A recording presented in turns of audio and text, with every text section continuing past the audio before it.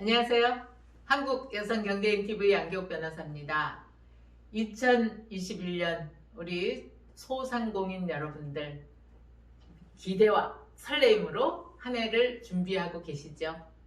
저희 한국여성경제인TV도 이제 2021년 우리 여성 기업인들에게 보다 도움되는 그런 방송으로 만들어 가겠습니다. 오늘 함께 나누실 말씀은요, 그 손해배상의 기준 시점에 관한 걸 말씀드리려고 해요. 손해배상이면 다 손해배상 발생한 때부터 진행되는 거지 그게 무슨 기준 시점이 있나요? 라고 궁금해 하실 것 같은데요. 우리 법에는 손해를 안 날로부터 3년, 이순대로 손해가 발생한 이순대로부터 10년이 지나면 소멸시효가 완성돼서 청구를 하지 못하도록 그렇게 법에 명시가 되어 있습니다. 제가 오늘 함께 나눌 말씀은요, 조금 오래된 사건이긴 합니다. 그 엄마가 아기를 낳다가 식물인간이 됐어요. 마취과 사고로 나중에 이제 판명이 된 건데요. 그 사고에서 엄마가 식물인간 상태가 이제 지속이 되니까 이제 가족들은 정말 기적적으로라도 엄마가 이제 그러니까 살아있으니까 소생은 아니고 의식이 깨어나리라고 기대를 하고 케어를 하고 있었죠.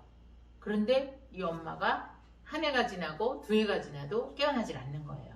생존은 계속 돼 있는 상태에서 가족들의 느낌은 눈도 맞추는 것 같다, 발가락도 움직이는 것 같다 라는 거를 이야기를 하는데, 병원에서 의학적으로는 그것은 그냥 생물학적 반사 반응이지 어떤 의식을 갖고 하는 건 아니다라고 또 의사 선생님들은 얘기를 하신다는 거예요.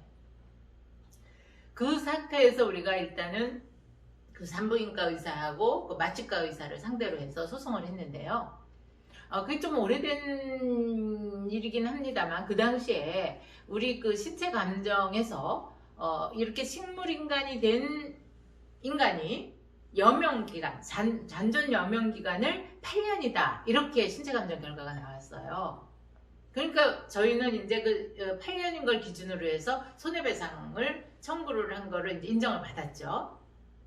그런데 이 아기는 이제 무럭무럭 자라고 있는 겁니다. 그런데 8년이 지났는데도 이 엄마가 계속 살아있는 거예요. 생존해 있는 거예요. 아기는 그 사이에 벌써 10살이 넘어갔고요.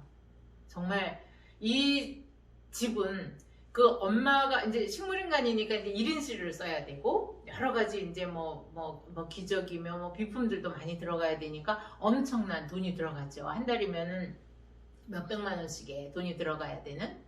그러니까 너무 안타까워서 이제 또 저를 찾아왔습니다. 그랬을 때 제가 말씀드렸던 게 뭐냐면은요, 우리가 화해나 판결로 어떤 그 법원의 판단을 받았을 때, 그때 이제 그 고려되지 않은 그런 새로운 사건으로 손해가 늘어난다면 그것은 후유증이라고도 표현을 하거든요. 그것은 새로운 별소로 제기할 수 있다라고 하는 게 우리 판례예요.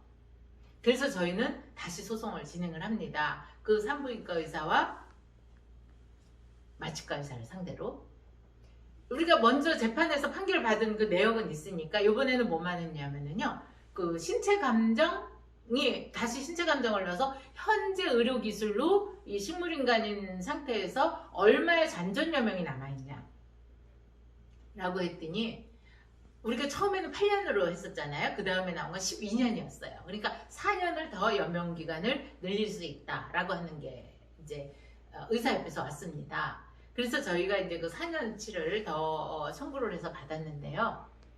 사실 그 의사 선생님 입장에서는 굉장히 당황스럽죠. 만약에 그러면 4년이 지나서 이 엄마의 생존이 더 연장이 된다면 그때 내가 또 소송을 당해야 되느냐 라고 해서 조정이 이제 양측의 조정이 돼서 이런 경우에는 그러면 우리가 잔존 여명이 더 늘어나도 청구하지 않겠다 해서 이제 조정으로 해서 끝났는데요.